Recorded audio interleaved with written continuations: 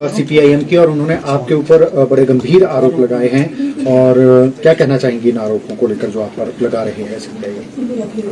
इसमें एक social media के थ्रू मेरे पास जो इन्फॉर्मेशन आई, एक कोई विनय शर्मा एडवोकेट है, उसने एक पुलिस थाना छोटा शिमला में कोई कंप्लेंट फाइल की है, उसकी कॉपी मैंने आप लोगों को भेजी है।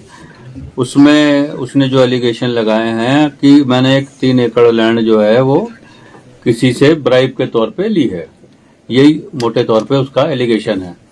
तो जब इसके विषय में मैं पहले आपको ये बताना चाहता हूँ कि जो 3 एकड़ लैंड जो मैंने ली है, ये लैंड की परमिशन जो उसने कहा है कि सरकार से नहीं ली गई। तो मैं आपको बता दूं कि इसकी परमिशन सरकार से जुलाई 2025 में ली गई है, जबकि मैं मुख्य सचिव भी नहीं था और पिछले मुख्य सचिव ने दी है। ठीक है, तो और मैं 1 अक्टूबर को मुख्य सचिव बना हूं, और ये जो कोई भी फाइल जो मेरे सामने आई है मुख्य सचिव बनने के बाद आई है, तो इन दोनों का कोई आपस में लिंक नहीं है, क्योंकि जमीन तो बहुत पहले खरीद ली गई थी, नंबर 1। नंबर 2, ये जो इसलिए इसको ये कह नहीं सकते कि ये जो जमीन जो खरीदी है ये किसी का चेस्टर हिल वाले का काम करने के लिए के एवज में ली गई, क्योंकि ये तो बहुत पहले खरीद ली गई, नंबर 1। नंबर 2, ये जो कह रहे हैं कि बहुत सस्ती ले ली गई है, तो सस्ती के बारे में ये कहना है कि ये कलेक्टर रेट वहां पे जो है मैंने आपको भेज दिया है। कलेक्टर रेट वहां का 1 करोड़ 10 लाख है, और मैंने 1 करोड़ 38 लाख की खरीदी है ये, तो इसलिए कलेक्टर रेट से ऊपर है, इसलिए इसमें कोई भी किसी भी नियम कानून की वायलेशन नहीं है। ठीक है, और जहां तक इन्होंने मेरे पे एलिगेशन, इसका सोर्स ऑफ फंड्स पूछ रहे हैं, तो सोर्स ऑफ फंड में बता दूं 75 लाख रुपए मैंने अपने जीपीएफ से जून 2025 में ड्रॉ किया है, उसकी कॉपी भी मैंने आपको भेज दी है। उसमें मैंने 75 लाख रुपए ड्रॉ किया है, उससे मैंने ये परचेज किया है। नंबर, इन्होंने एक सेक्शन 13(1)(DA के लगाया है प्रिवेंशन ऑफ करप्शन एक्ट का कंप्लेंट में, जो कि आज की डेट में 13(1)(DA एग्जिस्ट ही नहीं करता, स्टैट्यूट से ये डिलीट हो चुका है। तो एक वकील इस तरह की एलिगेशन लगा रहा है, तो इसका बिल्कुल क्लियर मतलब है कि ये किसी के द्वारा प्रेरित है, और अपनी एक फॉल्स वाहवाही कराने के लिए कि चलो वकील का नाम हो जाता है तो उसको केस ज्यादा मिलने लग जाते हैं, तो इसलिए कर रहा है। और ये जो कुछ भी है ये क्वाजी जुडिशियल और एडमिनिस्ट्रेटिव मैटर है, और during the course of official duty है, इसलिए इसमें कोई एलिगेशन लगता नहीं है। अब आप पूछेंगे कि इसके पीछे क्यों कर रहा है वो, सेकंड क्वेश्चन ये होगा। सेकंड क्वेश्चन जो है इसमें मैं आपको बताऊं, जब मैं चेयरमैन बिजली बोर्ड था तो मैंने वहां पे 500 करोड़ का प्रॉफिट कमाया, जिसकी वजह से मुख्यमंत्री ने मेरा काम देखते हुए मुझे फिर यहाँ पे मुख्य सचिव लगाया। तो इनको काफी लोगों को, हमारे अधिकारियों को बहुत तकलीफ है कि उस टाइम प्रॉफिट कैसे हो गया, जबकि 3700 करोड़ का प्रॉफिट घाटा चल रहा था सालों साल से। तो हमने डिसिप्लिन की वजह से करा। तो वहां पर मैंने 2 कंप्लेंट करके 2 एफआईआर कराई थी, जिसमें हमारे पूर्व सीएमडी आरडी धीमान का भी था इशू, और एक ग्रोवर है जो कि वो भी बकवास कर रहा है इस सब इशू के ऊपर। ठीक है ना, तो दोनों की FIR 2 FIR already vigilance bureau में दर्ज है। ठीक है, और वो मैटर अब ईडी ने भी टेक ओवर कर लिया है। ठीक है, एक गिलबर्ट इस्पात का है जिसमें 10-12 करोड़ का लॉस है, और एक 130 करोड़ की लाइन रेगुलेटर के ऑर्डर के वायलेशन में बनाई गई, कुनिहार नालागढ़ लाइन, उसका इशू है। तो वो दोनों इश्यूज को सरकार विजिलेंस ब्यूरो में दर्ज हो गया, उसकी इन्वेस्टिगेशन चल रही है। और जहां तक मेरी सूचना है उसमें आरडी धीमान के खिलाफ आके एक एक्शन ने बयान दे दिया है कि मेरे से जबरदस्ती कराने का प्रयास किया गया, गलत काम मैंने नहीं किया, तो मुझे परेशान किया, फिर मेरे एससी से जबरदस्ती और डायरेक्टर से जबरदस्ती आरडी धीमान ने काम कराया। तो ये कोर्ट में बयान हो चुका है। तो ये सब जो कैंप है ये मुझे डाउन करने के लिए ये सारे अधिकारी जो हैं एक वकील को कर रहे हैं, और वो वकील जो है बाकी चाहे वो बीजेपी हो चाहे सीपीएम हो, उनको अधूरे तथ्य दे के कंफ्यूज कर रहा है। अगर इनको भी तथ्य पार्टीज को पता हो तो वो भी इस तरह का इशू नहीं उठाएंगे। दूसरा इशू ये है कि अभी पीछे मुख्यमंत्री महोदय ने बीजेपी के शक्ति जी के प्रश्न पे बोला था कि जहां कहीं भी डाउटफुल इंटीग्रिटी के लोग हैं उनको ना तो एक्सटेंशन दी जाएगी और ना ही जिनकी दे दी गई है उनकी कैंसिल की जाएगी। उसमें हमने पत्र विजिलेंस यहाँ पर्सनल डिपार्टमेंट में मुख्यमंत्री के आश्वासन पे इशू कर दिया है, और हम इसी में मैं आपको ये बताना चाहूंगा कि ये क्योंकि दीवान और ये प्रबोध सक्सेना कहीं विजिलेंस, सीबीआई और ईडी में फंसे हुए हैं, तो ये सब प्रपंच रच रहे हैं मुझे बदनाम करने के लिए कि कहीं इनको एक्सटेंशन ना मिल जाए या इनको कहीं और फ्रेश अपॉइंटमेंट ना मिल जाए। इसलिए ये एक दुर्भावना की से प्रेरित होकर चारों तरफ ये कि मिस इन्फॉर्मेशन कैंपेन चला रहे हैं, ये मेरा क्लियर वो है। और मैंने जो है उसके ऊपर और इनको मैं बता दूं कि प्रबोध सक्सेना की इंटीग्रिटी डाउटफुल है, इसकी ऑर्डर हमने विजिलेंस ब्यूरो पर्सनल डिपार्टमेंट ने पावर डिपार्टमेंट को पहले भी दे रखा है कि ये इनकी इंटीग्रिटी डाउटफुल है, ये दे रखा है। और आज मैंने राकेश कंवर जी को बोला है कि इस इशू को मुख्यमंत्री के सामने पेश करें, क्योंकि मुख्यमंत्री का खुद का आश्वासन है कि ऐसे लोगों को किसी भी पोस्ट पर रिटायरमेंट के बाद नहीं लगाया जाएगा और जिनकी हो गई उनकी कैंसिल की जाएगी। सर, आपका कहना है कि अधिकारी ही अधिकारियों के खिलाफ षड्यंत्र रच रहे हैं, हाँ। तो इससे आगे कितना गलत मैसेज आप समझते हैं कि और अधिकारी? मैं तो कोशिश करता हूं, मैंने पहले दिन ही बोला था आके कि भाई मेरा छोटा पीरियड है और मेरी कोशिश सारे अधिकारियों से आप पूछ लीजिए, मैंने पहली मीटिंग में अधिकारियों को ये बोला था कि ये जो पिछला लोगों ने माहौल खराब कर दिया है, और ना केवल माहौल खराब कर दिया है, आईएएस अफसरों की जो मतलब इंटीग्रिटी पे झूठे डाउट लगा लगा के आपस में लड़ के बिल्कुल पोजीशन खराब कर ली है। तो मेरा कोशिश यही रहेगी कि मैं किसी गुटबाजी में नहीं पड़ूंगा। आप पूछ भी सकते हैं लोगों से कि मैं किसी ग्रुप में नहीं हूं, इंडिपेंडेंट वर्क करता हूं, माननीय मुख्यमंत्री को रिपोर्ट करता हूं, उसके अलावा मैं किसी को रिपोर्ट नहीं करता। और जहां तक संभव हो किसी भी गरीब आदमी का काम जो है बगैर सिफारिश के भी करने का प्रयास करता हूं, और किसी की फाइल एक सेकंड भी रुकती नहीं है मेरे पास। और सबसे रिक्वेस्ट की थी कि किसी को भी बगैर सिफारिश आदमी वाले का भी काम टाइम से हो। सर, एक प्रश्न उठ रहा है, वायलेशन हुई है चेस्टर हिल में 118 की, एसटीएम की जांच रिपोर्ट है, सीपीएम ने भी उठाया है। और दूसरा, नगर निगम सोलन का जो फैसला था इस चेस्टर हिल को लेकर, आपने उसमें कोई फैसला लिया है, जबकि सीपीएम का ये कहना है कि एक्ट के मुताबिक आप उसमें फैसला नहीं ले सकते, डिस्ट्रिक्ट कोर्ट ही उसमें जो है इंटरवीन कर सकता है। तो इस पर क्या स्पष्टीकरण? इसमें मैं आपको ये बताऊं कि एक हायरार्की बनी हुई है सर्विस में, कि इसी केस में मैं आपको बताऊं चेस्टर हिल में तहसीलदार ने जो रिपोर्ट दी थी वो उसमें लिखा था कि कोई वायलेशन नहीं है।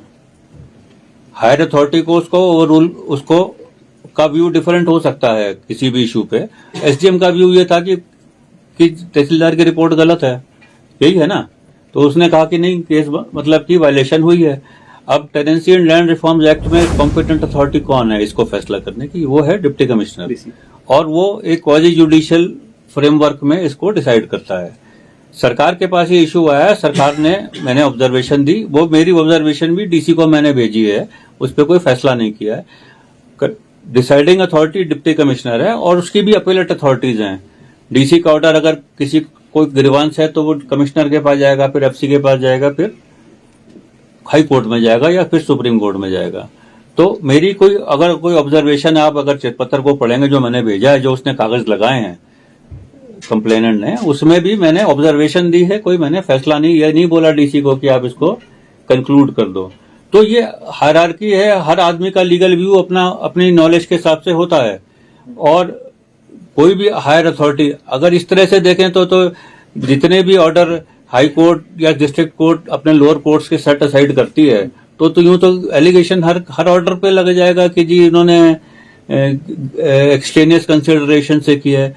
ये तो हायर अथॉरिटी बनाई इसलिए गई है कि उसका व्यू नीचे वाली अथॉरिटी से डिफरेंट हो सकता है। तो ये एक हायरार्की का है। नहां तक नंबर 2 आपने बोला नक्शे पास करने वाला।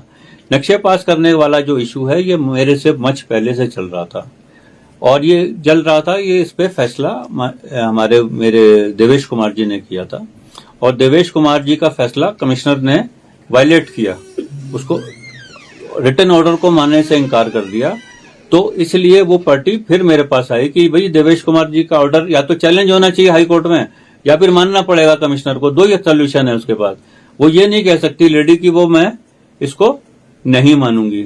नहीं मानना है तो उसको हाई कोर्ट में उसको ऑर्डर को चैलेंज करना चाहिए था। ऑर्डर चैलेंज नहीं हुआ, 6 महीने हो गए, वो फिर पार्टी आ गई।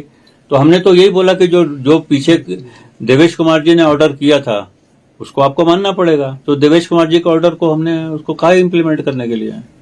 आपने सर दो पूर्व सीपीएस की जो इंटीग्रिटी है उस पर सवाल उठाया है प्रबोध सक्सेना पर भी और आरडी कुमार पर भी। हाँ। CS चीफ सेक्रेटरी और दो तो CS कुछ मामले बताने जाएंगे सर आप? सर दो जो आरडी धीमान हाँ, आरडी धीमान का जैसे मैंने बताया, उनके 2 केस मैंने बिजली बोर्ड से हुए और मैं ही कंप्लेनेंट हूँ उस केसेस में। उसमें एक गिलबर्ट इस्पात का है जिसमें उन्होंने रेगुलेटर के ऑर्डर के बावजूद किसी की 11-12 करोड़ रुपए बिजली का बिल को डेफर कर दिया इलीगली, और जिसकी वजह से वो उसने पेमेंट भी नहीं दी और उसका बिजली कनेक्शन जोड़ दिया और वो 12 करोड़ हमारे बटे खाते में चले गए। दूसरा 130 करोड़ की कुनिहार नालागढ़ लाइन बनाई जो कि रेगुलेटर ने अप्रूव नहीं करी, और जो कंडीशंस ले डाउन करी थी रेगुलेटर ने उनको नहीं माना।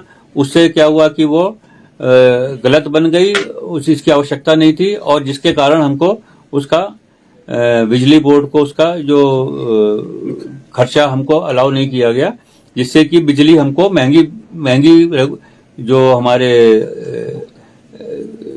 उपभोक्ता हैं उनको महंगी देनी पड़ी हमको।